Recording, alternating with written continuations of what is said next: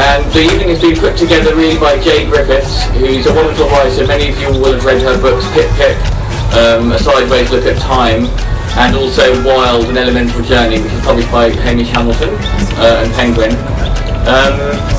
Jay, through her work, has brought together an evening or an event of film and song coming out of West Papua. That's not Papua New Guinea. It's a part of the world about which little is known, but which has all sorts of problems as well as many things to celebrate, and that's what the evening is all about. Jay's going to start with a talk, and that will be followed by a film by Dominic Brown, which was filmed in West Papua. Not an easy thing to do. And the evening will end up with Benny Wender, a Papuan living in exile in Oxford. He's going to talk about what's going on there and also sing some songs. So I'll hand over to Miss Griffiths.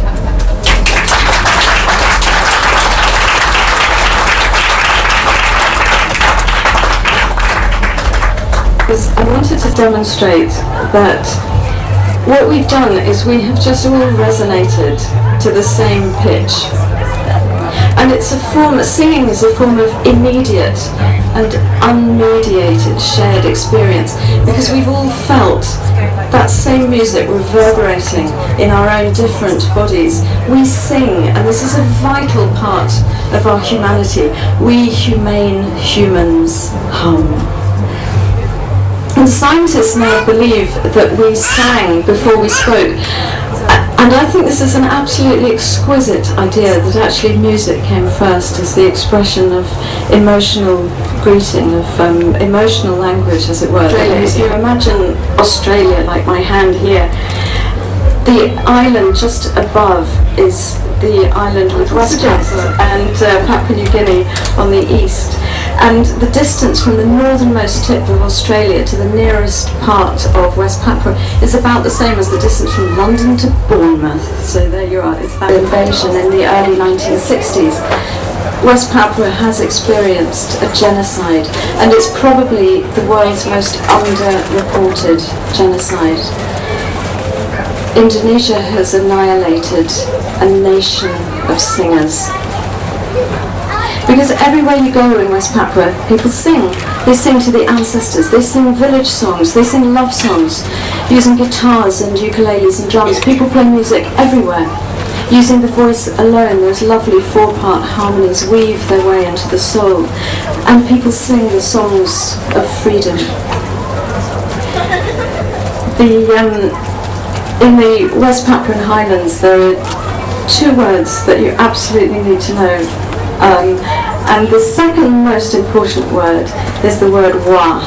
And the word wa means hello, it means goodbye, it means thank you, it means yes, it means I agree, it means nice one. It's a general purpose, hugely important word, wa. However, that is only the second most important word. The most important word in the Highlands is the word merdeka.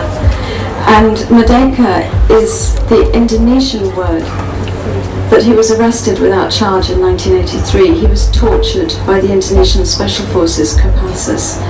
And Kopassus, by the way, has been linked to other political assassinations and to many human rights abuses in both East Timor and West Papua. And Kopassus, known to be linked to assassinations and human rights abuses, is being funded by Barack Obama, who really should know better. And then Arnold App was murdered, and his corpse, together with another band member, Eddie Mofu, was washed up on a beach. Some 20 years later, another ex-Mambisa member, Sam Kapisa, was found dead, mysteriously poisoned. Another songman of Papua, Chief Yafet Lelamakan, met the same fate. Prison, facing execution, Arnold App wrote a song, his last song, singing and playing his guitar, recording the mystery of life. And he recorded a cassette on an old portable tape recorder. He wrapped it up with a letter: freedom for his land, freedom for the songs, and freedom for life. Thank you.